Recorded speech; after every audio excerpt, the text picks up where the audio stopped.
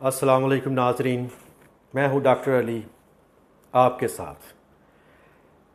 Assembly में budget पेश होने जा रहा है, उसके मुतल्लिक थोड़ा सा जान लें, उसके मुतल्लिक थोड़ा सा समझ लें कि असल में बजट होता क्या है और किस तरह से तैयार किया जाता है, या उसके पीछे क्या हिकमत छुपी है।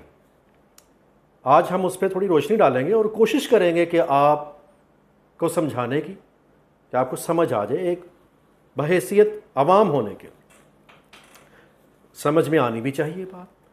अब देखें कि जब हम छोटे छोटे थे तो हमें याद है कि हमारे वालिद साहब जब बजट के दिनों में ना, हमारे घर में एक बड़ा सा रेडियो था, शायद आपने कभी देखा हो। अब तो खैर शायद किसी एंटीक शॉप पे मिलेगा या कहीं म्यूज़ियम में पड़ा। वो लकड़ी का सा होता है, बड़ा सा एंटीना होता है उसके ऊपर। तो अब्बू ने मेरी ड्यूटी तो लगाई हुई थी एंटीना पे, और भाई की बड़े की लगाई हुई थी रेडियो को मूव करने पे, कि अगर ज़रा सी भी आवाज़ इधर उधर हो गई तो तुम लोगों की खैर नहीं। तो हम तो बस, मैं एंटीना को घुमाता था, ज़रा सा आवाज़ इधर से उधर होती फ़ौरन उसको घुमाना, और भाई का काम होता था रेडियो को थोड़ा सा उसकी लोकेशन या डायरेक्शन थोड़ी सी चेंज करना, ताकि आवाज़ मुसलसल आती रहे बग़ैर किसी शोर या स्टैटिक्स जो भी है उसके पीछे से। तो कहने का मकसद ये है कि इतना इम्पोर्टेंट हुआ करता था हमारे आबा अजदाद के लिए कौमी बजट, पाकिस्तानी बजट। खैर अभी भी है, इसमें कोई शक नहीं, मगर आजकल नई जनरेशन जो है इसके ऊपर इतनी ख़ास तवज्जो नहीं देती या नहीं दे पाती। हम उनको भी इस चीज़ का नहीं इल्ज़ाम दे सकते या ब्लेम दे सकते, क्योंकि अपनी मसरूफियात है, उनकी अपनी एक लाइफ है, अपने एक बबल में हैं, अपने दिमागों में गुड मुड करके घूम रहे हैं। किसी ने ड्रामों में दिल लगा रखा है, किसी ने म्यूज़िक में दिल लगा रखा है, किसी ने बॉयफ्रेंड में दिल लगा रखा है, किसी ने गर्लफ्रेंड में दिल लगा रखा है। बुराई इतनी बढ़ गई है माशरे में, इतनी बढ़ गई है। फिर कहते हैं डॉक्टर साहब आप जब बोलते हैं तो फिर आप बोलते ही जाते हैं, फिर आप नहीं देखते left right centre, who is listening and who is not listening, what you are saying and what you not saying, what you suppose to say and what you not suppose to say. मतलब ये है कि लोग कहते हैं जी आप doctor साहब जब एक दफ़ा शुरू हो जाए तो फिर तो आप बस हर चीज़ तहस नहस कर देते हैं। तो भाई बात ठीक है ना, या तो कहो कि जी आप डॉक्टर साहब बात गलत कर रहे हो, इसमें कोई हकीकत नहीं, आप एक हवाई बात कर रहे हो, you are trying to plug things from the air, you know, जिसे कहते हैं कि ऐसी हवाई बातें करना नहीं। देखिए मैं आपको फैक्ट्स बताता हूँ, बजट पे भी आएंगे, let's not lose the subject and we are not going to lose the subject, I guarantee you, क्योंकि मैं हूँ डॉक्टर अली आपके साथ। बात यह है कि हर एक ने अपने बुत बना रखे हैं जिनकी वो पूजा में मुसलसल मसरूफ़ है। मसलन किसी ने गाड़ी को बुत बना रखा है, किसी ने घर को बुत बना रखा है, किसी ने गाड़ी प्रेज़ करते रहते हैं कि ये है और ये मेरी ये चीज़ है, ये फर्नीचर है और ये है वो। कहने का मकसद ये है कि बहैसियत मुसलमान एक पाकिस्तानी होने की हैसियत से, और सबसे बढ़ के एक इंसान होने की हैसियत से, बुनियादी इंसानियत के जो रूल्स हैं उसके मुताबिक भी हमें we should not or we must not forget our creator of Allah, which is Allah subhanahu wa ta'ala, कि हमें अपना क्रिएटर और लॉर्ड जो कि हमारा मालिक खालिक अल्लाह सुब्हानहू व तआला है, उनको नहीं भूलना चाहिए किसी कीमत में, किसी की हाल में भी नहीं।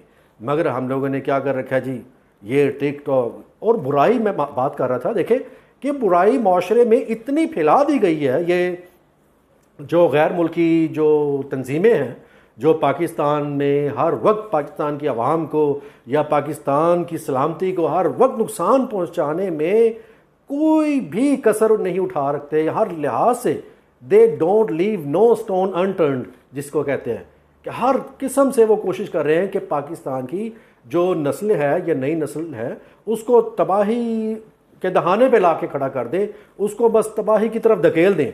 और किसी हद तक ये कामयाब भी हुए हैं और या हो चुके हैं, और हमने इस चीज़ को रोकना है। अगर हम सीरियस हैं अपनी आने वाली जनरेशन्स के मुतल्लिक या अपनी आने वाली नस्लों के मुतल्लिक या जो मौजूदा नस्ल है खुदारा उसके मुतल्लिक अगर हम सीरियस हो जाएं, देखें ना कि बुराई को इतना फैला दिया माशरे में कि अब बुराई लगती ही नहीं। अब बुराई का कॉन्सेप्ट ही ख़त्म हो गया जी। वो मेरा दोस्त, वो मेरा बॉयफ्रेंड, वो मेरा वैलेंटाइंस, और वो मेरी जी बर्थडे, और ये मेरा गिफ्ट, और ये चीज़ और वो चीज़, this and that the other, it's all nonsense, nothing but nonsense. Okay, चले आए वापस अपने असल सब्जेक्ट की तरफ। छोड़ेंगे, अगर इस बहस में पड़ गए तो ये तो अगले 8 घंटे भी इसमें बोलते रहे तो शायद ख़त्म ना हो। हमें इंडिविजुअली अपने आप को ठीक करना है, और ठीक करने की ज़रूरत है, और अपने आप पे देखना है, अपने अंदर झांकना है। हर एक को अपने गिरेबान में झांकने की ज़रूरत है। अब जैसे एक बड़ा ही फ़नी सा बयान दिया कल फवाद चौधरी साहब ने, कहने लगे कि वो मौलाना फजलुर रहमान को निकाह वगैरह करवाने चाहिए, सियासत उनके बस की बात नहीं। और उन्होंने जो निकाह करवाया था मुस्लिम लीग नून का और पीपल्स पार्टी का, ये जो बयान दिया मैं वही आपके सामने रख रहा हूँ। आप इसको कल की यस्टरडे न्यूज़ जो है उसमें जाके देख सकते हैं कि जी उन्होंने जो निकाह कराया था वटा सटा। अब ये लैंग्वेज है या ये वो अल्फाज हैं जो हमारे लीडर्स को नेशनल टेलीविज़न पर आके जो बोलते हैं, क्या ये अप्रोप्रिएट्स हैं? क्या ये बातें क्या करने वाली हैं? देखिए, बात अगर आपने पॉइंट आउट करनी है ना, उसका तरीका है, आप तरीके से बात कर सकते हैं। चले बार, लेट्स कम टू द जो हमारा टॉपिक है आज का, जो सब्जेक्ट कि मैं समझाना चाह रहा हूं आपको पिछले काफ़ी मिनट से। आप भी इंतज़ार में होंगे कब बताएंगे कि बजट होता क्या है, कैसे पेश किया जाता है, या उसकी बेसिक्स क्या होती है। देखिए, बजट जब बनाया जाता है उसमें 4 चीज़ों का ख़ास तौर पे ख्याल रखा जाता है। एक, आर्मी की तनख्वाहें, उसके अखराजात, उसको लाजमी वो होना चाहिए और होता है, और वो लाजमी है, उसके बगैर नहीं चल सकता मुल्क। दूसरी, गवर्नमेंट एम्प्लॉइज़ और उनकी तनख्वाहें। तीसरी, जो पेंशन रिटायर्ड हो चुके हैं उनकी पेंशन्स के लिए पैसे रखने होते हैं बजट में। चौथी, जो हमने कर्ज ले रखे हैं उनकी अक़सात जो महीना या क्वार्टरली या एनुअली जो जाती हैं, वो सारा उसमें बजट में उन्होंने मलहूज़े खातिर रखना होता है। ये 4 चीज़ें जो है ना, ये बहुत इम्पोर्टेंट हैं। और जब इन चारों चीज़ों के लिए जो पैसे मुख्तस किए जाते हैं बजट में, जब मुख्तस कर दिए जाते हैं, तो पीछे जो बचता है, जो कि less than I would say according to my calculation, जो मेरे हिसाब किताब के मुताबिक वो 20% भी नहीं रहता। अब पूरे का पूरा जो मुल्क है, पूरी नेशन या पूरे इस कौम के निज़ाम को चलाने के लिए 18 से 20% जो पैसा बचा, ठीक है, राउंड अबाउट, उसमें आपने मेडिकल फील्ड में भी पैसे रखने हैं, देने हैं। फिर उसमें आपने एजुकेशन डिपार्टमेंट के लिए भी रखने हैं। फिर उसमें आपने एग्रीकल्चरल डिपार्टमेंट के लिए भी मुख्तस करने हैं पैसे। फिर जो डेवलपमेंट अथॉरिटीज़, यानी जो मुल्क की डेवलपमेंट के लिए जो प्रोजेक्ट्स आप हर रोज़ फीते काट रहे हैं, दिखा रहे हैं, जाके तख्तियाँ के ऊपर आपके नाम लिखे हुए हैं कि ये प्रोजेक्ट का इफ्तिताह जो है प्राइम मिनिस्टर वज़ीर आज़म ने कर दिया है। अब वो जो इतने ज़्यादा ढेरों की तादाद में, मैं कोई सैकड़ों या हज़ारों नहीं कहूँगा, जितने भी किए हैं वो आपको पता है, डेली आती हैं न्यूज़, उनके लिए भी पैसे रखने होते हैं बजट में, ठीक है। और ये एग्रीकल्चर के लिए भी, और बेशुमार चीज़ें हैं, ठीक है।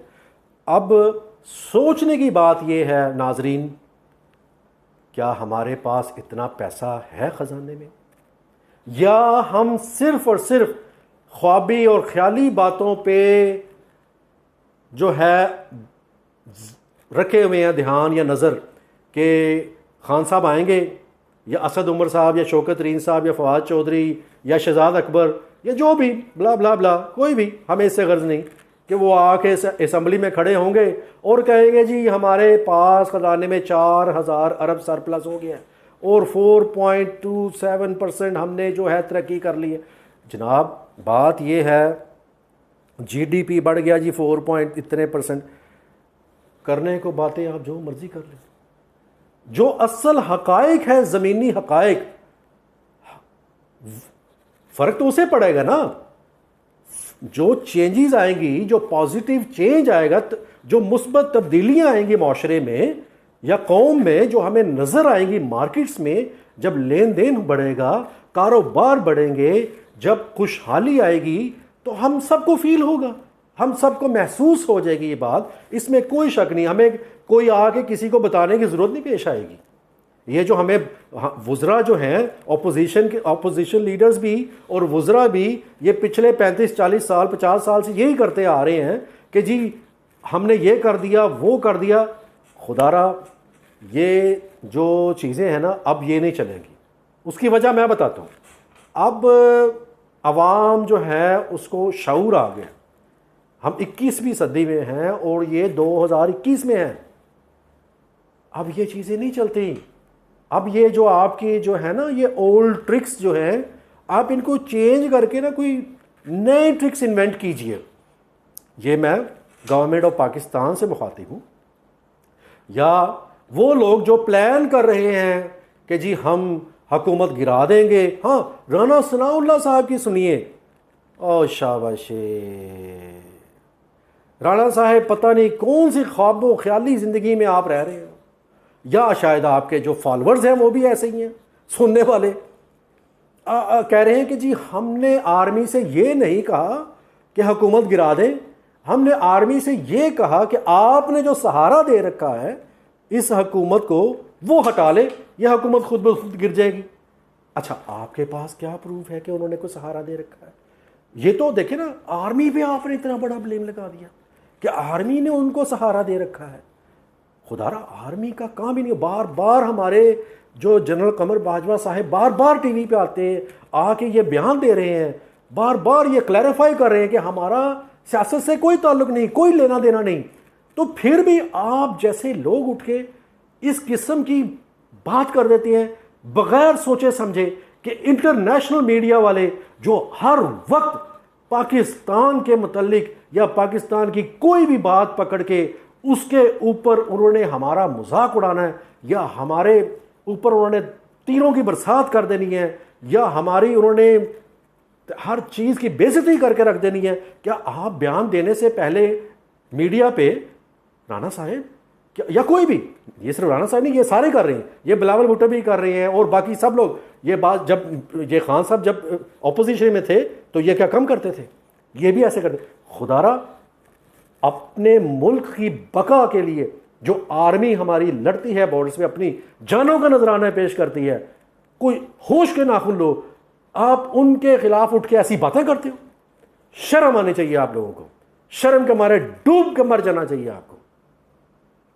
और आपके खिलाफ ये आर्मी वालों को कुछ ना कुछ जो है वो इकदाम करने चाहिए, या कोई कानून ऐसा लाना चाहिए असम्बली में कि जो शख्स भी, nobody, no one is above the law, हर शख्स कानून के नीचे है, कोई कानून से बालातर नहीं, हर एक के ऊपर ये कानून लागू हो कि जो शख्स भी पाकिस्तान की सलामती के लिए या पाकिस्तान की अफवाज के लिए या हमारी ISI के खिलाफ कोई बात करे या उसके खिलाफ किसी किस्म की कोई स्टेटमेंट दे नेशनली या इंटरनेशनली, उस शख्स के खिलाफ सख्त से सख्त कार्रवाई करनी चाहिए, सख्त से सख्त कानून बना के उसके ऊपर लागू करके उसको एक मिसाल बनाने आने वाली नस्लों के लिए भी कि पाकिस्तान के अफवाज या पाकिस्तानों के लिए पाकिस्तान के लिए अपनी जानों का नजराना पेश करने वाले जवानों के खिलाफ आप बात करने का सोचे भी नहीं। पाकिस्तान पाइंदाबाद। मैं हूं डॉक्टर अली आपके साथ। मुझे अपने कमेंट्स बॉक्स में जरूर बताइएगा कि किस बात पे, कौन से टॉपिक पे आप क्या सुनना चाह रहे हैं। मेरा आपसे वादा है उसके मुतालिक बोला जाएगा और स्ट्रेट फॉरवर्डली बोला जाएगा और बगैर किसी हिचकिचाहट के, बगैर किसी खौफ खतर के, क्योंकि हम बात करते हैं हक की, आवाज़ बुलंद करते हैं हक की, और ये बात होगी डंके की चोट पे।